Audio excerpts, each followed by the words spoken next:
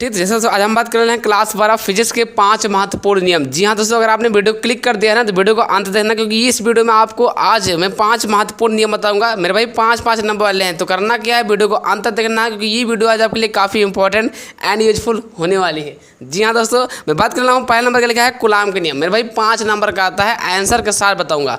जी हाँ दोस्तों, मैंने क्या बोला कि आंसर के साथ। दूसरा नंबर क्या है, गॉस का नियम। आप समझ सकते हैं, अगर आप पढ़ना चाहते हो तो मेरे भाई ये 5 नंबर वाले क्वेश्चन है। दूसरा नंबर का लिखा है गॉस का नियम, ये तो काफ़ी ज़्यादा इंपॉर्टेंट है भाई। गॉस का नियम तो काफ़ी इंपॉर्टेंट है ना, तो आंसर के साथ बताएंगे। वीडियो अगर आपने क्लिक कर दिया है तो वीडियो का अंत देखना। अगर आप नए हो तो चैनल को सब्सक्राइब करना अनिवार्य एंड रिस्पॉन्सिबिलिटी, जिम्मेदारी बनती है। जी हाँ दोस्तों, तीसरा नंबर क्या है, एम्पियर के नियम, ये तो काफ़ी ज़्यादा इंपॉर्टेंट है। जैसे दोस्तों चौथा नंबर का लिखा है ओम का नियम, आंसर के साथ बताऊंगा, वीडियो देखो तो पूरा। ठीक, पाँचवा नंबर का लिखा है, 5वां नंबर लिखा है किरचॉफ के नियम किसे कहते हैं, किरचॉफ के नियम किसे कहते हैं, सूत्र सहित बताइए।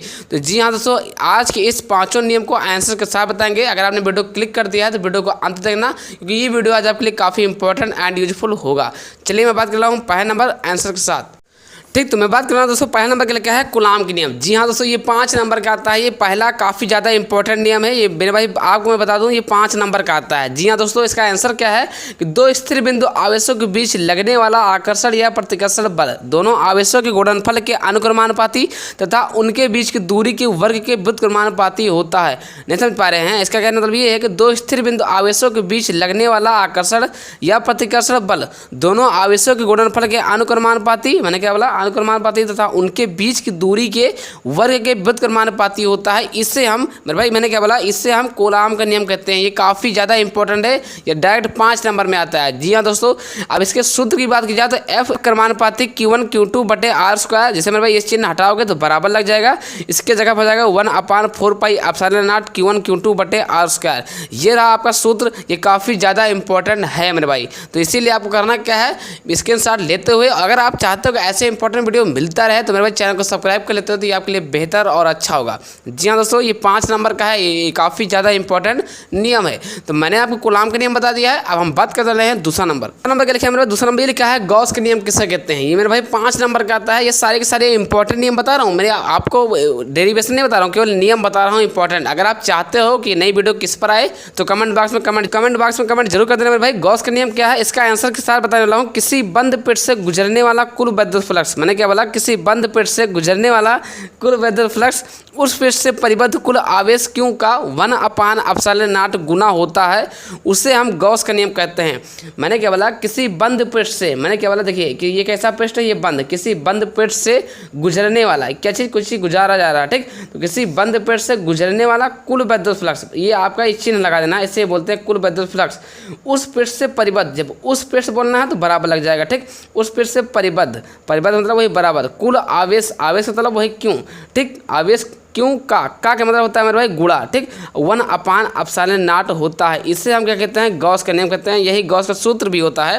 तो सूत्र क्या है मेरे भाई कि फाई E बराबर Q/ε0। तो मैंने आपको दूसरा नंबर भी बता दिया है, पहला नंबर भी बता दिया है। तो अब हम बात कर रहे हैं तीसरा नंबर। अब आप चाहते हो कि ऐसे इंपॉर्टेंट वीडियो में मिलता रहे तो सब्सक्राइब कर लेते हो, तो ये आपके लिए बेहतर और अच्छा होगा। तो चलिए मैं बात कर रहा हूँ तीसरा नंबर क्या लिखा है मेरा, तीसरा नंबर ये लिखा है कि एम्पियर के नियम किसे कहते हैं। एम्पियर के नियम भी काफ़ी इंपॉर्टेंट है, ये डायरेक्ट है दोस्तों 5 नंबर पूछाता है। जी हाँ दोस्तों, ये 5 नंबर का आता है। आप बात कर रहे हैं इसका आंसर क्या है, तो किसी बंद पृष्ठ का रेखीय समाकलन धारा I का U0 गुना होता है, जिसे हम एम्पियर का परिवर्तनीय नियम कहते हैं। सबसे आसान भाषा में बता रहा हूँ मेरे भाई, अगर आप किताब के चक्कर में पढ़ते हो ना तो काफ़ी ज़्यादा कठिन और लंबा पड़ेगा, आप याद तो कर लोगे लेकिन आप भूल जरूर जाओगे। जी हाँ दोस्तों, आपने सही सुना, ये मैं आपको शॉर्टकट तरीका बता रहा हूँ, ये काफ़ी इंपॉर्टेंट है। मैंने क्या बोला, किसी बंद पृष्ठ का रेखीय समाकलन धारा I का U0 गुना होता है, जिसे हम एम्पियर का परिवर्तनीय नियम कहते हैं। ठीक, बात की जाए इसका सूत्र क्या होता है, तो फाई इंटू BDL बराबर U0 इंटू I। ये आपका रहा सूत्र, ये काफ़ी इंपॉर्टेंट है, ये डायरेक्ट 5 नंबर या तो 4 नंबर में पूछा जाएगा, मतलब आपके बोर्ड के एग्जाम में ये काफ़ी ज़्यादा इंपॉर्टेंट है। तो मेरे भाई मैंने क्या बोला, इस तरह के क्वेश्चन को आप तुरंत तैयार कर लेना। ठीक, तो मैंने आपको तीसरा नंबर भी बता दिया। अब इसके बाद कौन सा आता है, चौथा नंबर। तो चलिए इसको देखते हैं, चौथा नंबर। तो चौथा नंबर क्या, चौथा नंबर लिखा है ओम का नियम किसे कहते हैं। अब भाई मैं आपको बता दूं सच्चाई के साथ, ये 5 नंबर का पूछा था, ये काफ़ी ज़्यादा इंपॉर्टेंट है। जी हाँ दोस्तों, दोस्तों यूपी बोर्ड क्लास 12 वालों के लिए इंपॉर्टेंट है फिजिक्स के अंतर्गत। तो मेरे भाई चौथा नंबर क्या लिखा है, ओम के नियम। अब आपको देखो किताब का चक्कर पड़ेगा तो काफ़ी लंबा पड़ जाएगा, ये सबसे आसान तरीका है कि इसमें आपको देखना होगा। क्या लिखा है कि ओम के नियम के अनुसार किसी धातु के तार में प्रभावित होने वाली विद्युत धारा I उस तार के सिरों के बीच उत्पन्न विद्युत विभवांतर V के अनुक्रमानुपाती होती है। मैंने क्या बोला, अनुक्रमानुपाती होता है या होती है, ठीक। जबकि तार पर ताप निश्चित हो, इससे हम ओम का नियम कहते हैं। तो ऐसे ही आपको लिख लेना है कि ओम के नियम के अनुसार किसी धातु के तार में प्रभावित होने वाली विद्युत धारा I उस तार के सिरों के बीच उत्पन्न विद्युत विभवांतर V के अनुक्रमानुपाती होता है, जबकि होता है या होती है, ठीक। जबकि तार पर ताप निश्चित हो, ठीक। इसे हम ओम का नियम कहते हैं। इसे हम ओम का नियम कहते हैं। तो V क्रमानुपाती I, अब मेरे भाई आपको करना क्या है, V है, जब अनुक्रमानुपाती चिन्ह हटेगा तो लग जाएगा बराबर, ठीक। अब इसके जब क्या आ जाएगा, R हो जाएगा RI, ठीक। अब आपको करना क्या है, यहाँ पर R रोक लेना है, तो R आपको रोक लेना है मेरे भाई। तो V के नीचे क्या हो जाएगा I, तो ये आपका सूत्र रहा, R बराबर क्या होता है सूत्र V/I। ये किसका सूत्र है, ओम का नियम सूत्र। तो अगर आप चाहते हो कि ऐसे इंपॉर्टेंट वीडियो हमें मिलता रहे पर डे शाम 6-7 बजे, तो मेरे भाई चैनल को सब्सक्राइब कर लेते हो तो ये आपके लिए काफ़ी बेहतर और अच्छा होगा। तो मैंने आपको चौथा नंबर बता दिया, अब बात आती है इसके बाद पाँचवां नंबर। तो चलिए इसको देखते हैं। हम बात करते हैं मेरे भाई पाँचवां नंबर लिखा है, पाँचवां नंबर लिखा है किरचॉफ के नियम। अब किरचॉफ के नियम के अंदर 2 नियम आता है, जिसका नाम है प्रथम नियम। मेरे भाई प्रथम नियम क्या है, इसका आंसर क्या है कि किसी विद्युत परिपथ में किसी भी संधि पर मिलने वाली समस्त विद्युत धाराओं का बीजगणितीय योग शून्य होता है। नहीं समझे, किसी विद्युत परिपथ में किसी भी संधि पर, मैंने क्या बोला, किसी विद्युत परिपथ में किसी भी संधि पर मिलने वाली समस्त विद्युत धाराओं का बीजगणितीय योग शून्य होता है, उसे हम किरचॉफ का प्रथम नियम कहते हैं, ठीक। यहाँ पे लिखना, उसे हम किरचॉफ का प्रथम नियम कहते हैं। सिग्मा I बराबर क्या होता है, 0। अब इसको आपको करना क्या है, प्रूफ करना है, मतलब दिखाना है, ठीक। सिग्मा I बराबर 0 क्यों हुआ, तो मेरे भाई सबसे पहले आपको लिखना है संधि को इंग्लिश में बोलते हैं जंक्शन, ठीक। अब आपको एक ऐसे चित्र बनाना है, यहाँ पर I1 रहेगा, I2 रहेगा, I3 रहेगा, I4, I5, I6, I7, I8 ऐसे कर लेना, चाहे I6 तक करना, चाहे 7 तक करना, ये आपकी मर्जी, ठीक। मतलब जितना नंबर चाहो जितना नंबर बढ़ा सकते हो, ठीक। अब आपको ध्यान देना है कि I1 जो है अंदर की ओर आ रही धारा है ना, तो यहाँ का जगह I1 प्लस, ठीक। जो धारा अंदर की आ रही है, मतलब जो आने वाली धारा प्लस में और बाहर जाने वाली धारा माइनस में। तो सबसे पहले आपको ये लिखना होगा, तो सबसे पहले आप ये लिखिए कि संधि है ना, संधि की और आने वाली धारा प्लस की और आने वाली धारा प्लस में, ठीक। मैंने क्या बोला, संधि की और आने वाली धारा मेरे भाई किस में होती है, प्लस में होती है, ठीक। और क्या लिखे हो, फिर लिखना है यहाँ पर संधि की है ना, संधि से या संधि की बात है कि ये संधि से बाहर जाने वाली धारा है ना, बाहर जाने वाली धारा माइनस, ठीक। तो ये चीज़ आपको ध्यान देना है, ये चीज़ आपको याद भी कर लेना है। अभी संधि की ओर आने वाली जो धारा होगी, जो धारा अंदर की ओर आती रहेगी, वो आपका प्लस होगा, ठीक।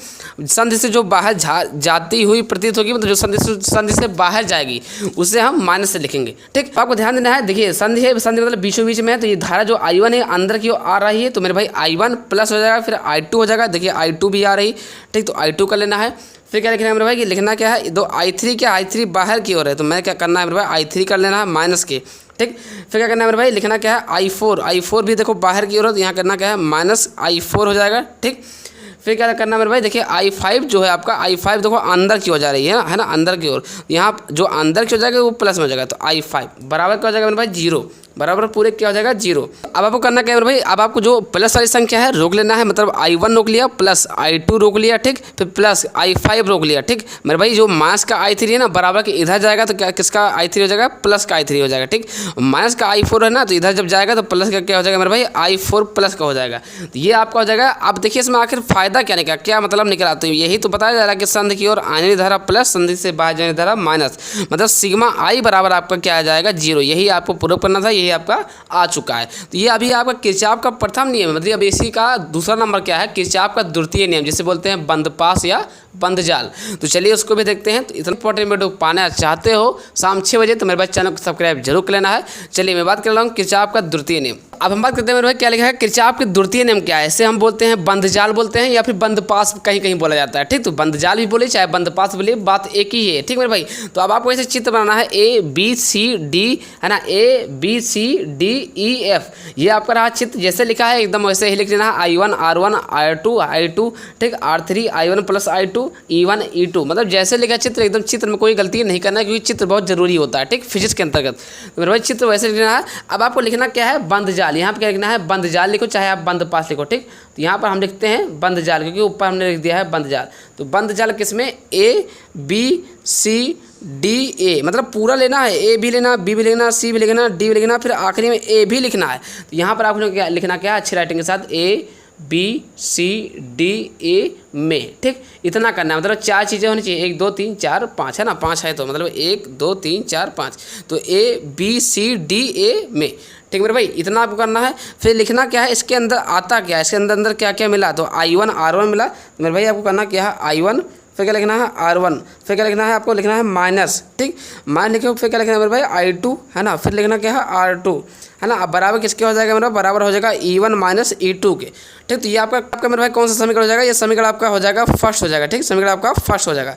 फिर इसके बाद क्या लिखना है कि बंद जाल के बाद बंद जाल, फिर इसके बाद लिखना है मेरे भाई बंद जाल, फिर क्या लिखना है कि C D E F C में, है ना, मतलब C लेना है, D लेना है, E लेना है, F लेना है, C। यहाँ पर लिखना है बंद जाल C D E F C में, है ना। तो 1 2 3 4 5, यहाँ भी 5 है, ठीक। तो C D E F C में। अब इसके अंदर क्या आता है मेरे भाई, इसके अंदर आपका आता है I2 R2, यहाँ जो लिखा है इसे लिख दो, I2 हो जाएगा, R2 हो जाएगा प्लस, ठीक। इसके बाद क्या लिखा है मेरे भाई, देखिए I2 R2 लिया, ये लाइन जो चलते आ रहा है तो ये मिला लाइन में, ठीक। लाइन में क्या मिला मेरे भाई I1 प्लस I2, ठीक। अब इसके पीछे का हो जाएगा R3 हो जाएगा, ठीक। अब बराबर किसका हो जाएगा मेरे भाई E2 के। ये आपका कौन सा समीकरण हो जाएगा, समीकरण आपका हो जाएगा सेकंड मेरे भाई। तो कौन सा समीकरण हो जाएगा, समीकरण सेकंड हो जाएगा। अब आपको अगर आप दोनों जोड़ते हो, आपको ऐसे ही छोड़ देना है, बाकी कुछ नहीं करना, ठीक। अब आपको करना क्या, आखिरी में सिग्मा I R बराबर है, ठीक, किसके, सिग्मा E। मेरे भाई सिग्मा का मतलब होता है प्लस, ठीक, ये सिग्मा का निशान है, ये E है, E मतलब एलिफेंट वाला, ठीक। ध्यान देना है, आप कन्फ्यूजन नहीं होना, ये आपका रहा सिग्मा I R बराबर सिग्मा E के हो, है ना। बस इतना करके आपको छोड़ देना है। देखो अगर आप चाहते हो और तगड़ा लिखना मेरे भाई, मतलब और लंबा लिखोगे तो वो कोई मतलब नहीं होगा, भूल जाओगे। इतना लिखोगे आपको आसान नहीं है, ये 5 नंबर या 3 नंबर दोनों मिला के आता है कि खिंचाव का प्रथम नियम तथा द्वितीय नियम लिखिए, तो 5 नंबर का आ जाएगा। ये काफ़ी इंपॉर्टेंट भी है बोर्ड एग्जाम के लिए। तो मेरे भाई इसीलिए करना क्या है, ये नोट कर लेना है, याद जरूर कर लेना, क्योंकि बोर्ड एग्जाम बहुत आपके निकट आ गया है। अगर आप चाहते हो कि ऐसे इंपॉर्टेंट वीडियो मिलता रहे तो मेरे भाई चैनल को सब्सक्राइब कर लेते हो, तो ये आपके लिए बेहतर और अच्छा होगा। अगर अभी तक आपने लाइक नहीं किया तो लाइक कर देना, क्योंकि ये आपकी रिस्पॉन्सिबिलिटी है, जिम्मेदारी बनती है। जी हाँ दोस्तों, तो मेरा कहना समझ गया ना, बस इतना करना है यार, कुछ नहीं करना है, बस हो गया, ठीक। तो जैसा दोस्तों मेरा कहना समझ गया, आशा करते हैं वीडियो देख करके समझ गए हैं, तो प्लीज़ एक लाइक करके चैनल को सब्सक्राइब कर देना है। फिर मिलते हैं किसी नेक्स्ट वीडियो के साथ, तब तक के लिए जय हिंद, वंदे मातरम।